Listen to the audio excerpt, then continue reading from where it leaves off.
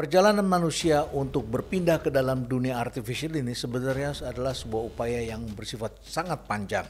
Jadi kita sekarang membedakan antara kehidupan natural dengan kehidupan artificial. Untuk mudahnya barangkali adalah kehidupan natural itu Anda makan makanan yang ada di alam, bukan makanan buatan.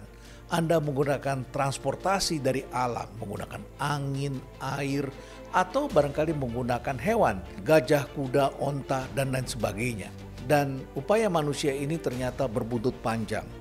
Mula-mulanya manusia menciptakan pewarna buatan. Ini terjadi pada tahun 1856 oleh William Henry Perkins yang menciptakan warna-warna baru yang pada dasarnya digunakan untuk menciptakan pewarna pakaian. Tetapi manusia tidak puas di situ. Setelah menemukan satu warna baru, mereka menciptakan warna-warna lain dan dipakai untuk makanan. Sehingga kemudian bersama dengan pemanis buatan, Konstantin Fallbach telah mendorong manusia untuk mengkonsumsi lebih banyak. Ia menghasilkan sakarin yang bisa menciptakan rasa manis yang lebih besar daripada pemanis yang sudah kita kenal secara alamiah. Upaya manusia untuk mencari makanan artificial ini didorong oleh kebutuhan yang berkembang sangat pesat. Penduduk mencapai 1 miliar pada tahun 1800. Setelah itu membutuhkan hanya 160 tahun untuk mencapai 3 miliar.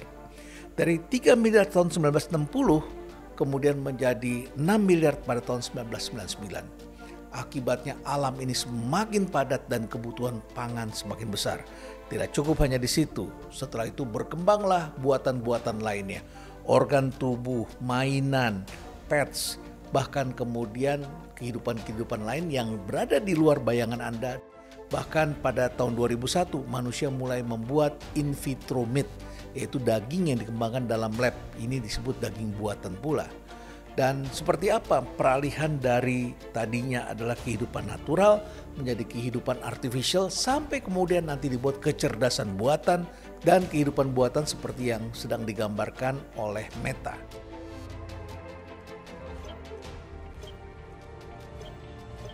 Alright, perfect. Oh, hey Mark. Hey, what's going on? Tidak hanya di situ, kemudian organ buatan, organ artificial. Organ prostetik pertama sebetulnya sudah ada sejak zaman Mesir kuno. Ini ditemukan pada kaki mumi perempuan yang hidup antara tahun 950 sampai 710 sebelum Masehi. Dan ini cukup mengilhami peristiwa-peristiwa yang terjadi di masa perang karena banyak veteran yang kemudian kehilangan kaki dan tangan, dan setelah itu dunia kedokteran mulai menciptakan kaki dan tangan palsu. Tetapi belakangan kaki dan tangan palsu ini bisa dihubungkan dengan teknologi sehingga muncullah smart prosthetic yang menggunakan teknologi yang disebut regenerative peripheral nerve interface, sehingga kaki bisa bergerak mengikuti impuls saraf. Tidak hanya terbatas pada kaki dan tangan, organ buatan juga sekarang telah dipakai untuk organ dalam. Pada tahun 1982 misalnya sudah ada transplantasi jantung buatan permanen yang dilakukan pada Bernie Clark di University of Utah. Padahal sesungguhnya pengembangannya sudah terjadi sejak tahun 40-an. Inilah era di mana anak-anak bermain tidak lagi di taman, tapi bermain dengan menggunakan gadget. Diketahui 60% pengguna internet di Indonesia ternyata sudah bermain game. Dan revenue-nya cukup menggiurkan karena besarnya adalah 25,1 triliun rupiah. Nah, game ini berkembang ternyata bisa mendorong masuk ke dalam ekonomi.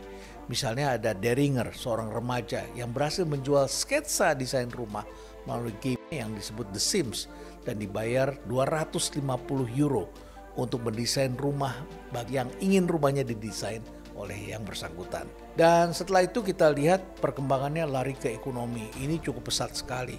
Setelah ada uang digital, cryptocurrency, marketplace, dan lain sebagainya, ekonomi perlahan-lahan berpindah ke dunia artificial ini. Bahkan generasi yang lebih tua dulu membeli lukisan yang bisa dilihat secara fisik yang harganya naik, sekarang telah beralih menjadi NFT atau non-fungible token. Diketahui seorang remaja bernama Jack Dorsey berhasil menjual gambar tweet pertamanya senilai 2,9 juta dolar atau sekitar 42 miliar rupiah sebagai aset NFT.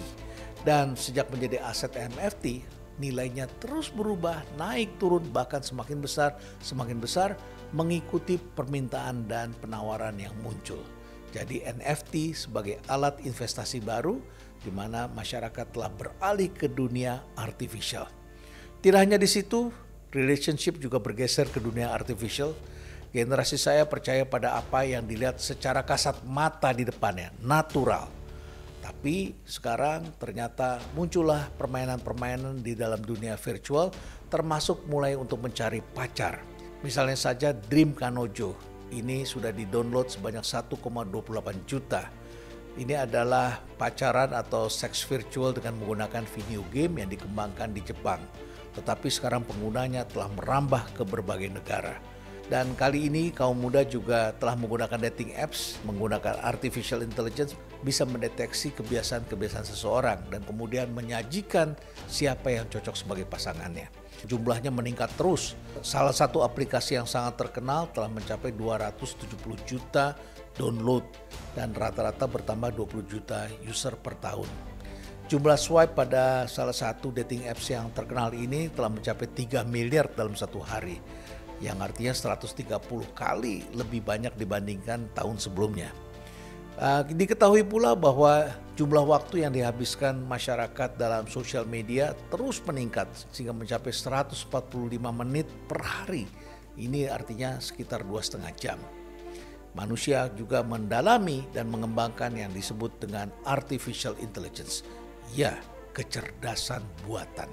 Dan kecerdasan buatan ini menjadi suatu fenomena tersendiri karena ini bisa melahirkan era baru dan bisa menciptakan banyak hal-hal baru yang berpengaruh pada kehidupan.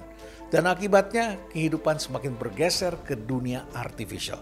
Saya hanya ingin mengingatkan pada Anda, ledakan kehidupan artificial ini akan sangat berpengaruh kepada anak-anak kita, kepada kita, dan kehidupan kita yang lebih besar.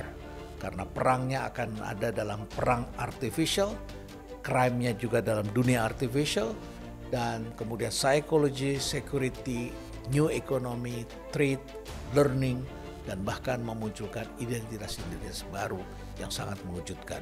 Dan selamat datang di dunia artificial ini. Kita memerlukan pengetahuan-pengetahuan baru dan cara-cara baru untuk menghadapinya. Stay relevant.